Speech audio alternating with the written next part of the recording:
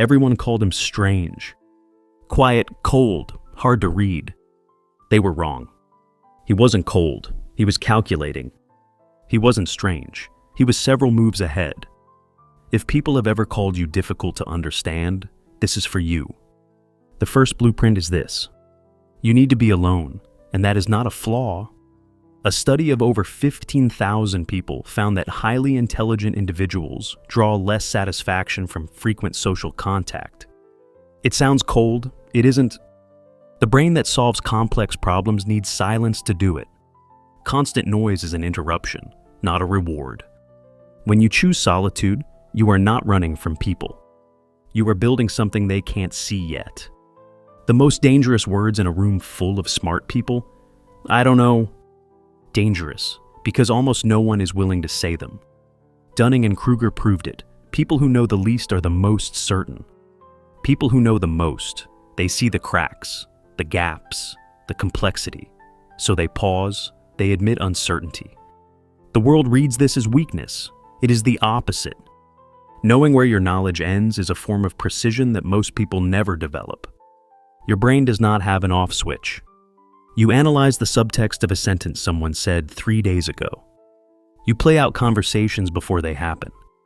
You run every possible outcome of a decision before you make it. The same mechanism that solves hard problems also overcomplicates simple ones. This is not anxiety. This is architecture. You are not overthinking. You are building a model of the world that most people don't bother to build.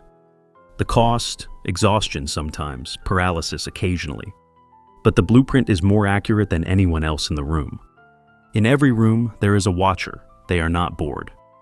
They are reading the room, every tone, every pause, every unspoken tension. Only when the picture is complete do they speak. The world mistakes this for disinterest. It is the opposite of disinterest.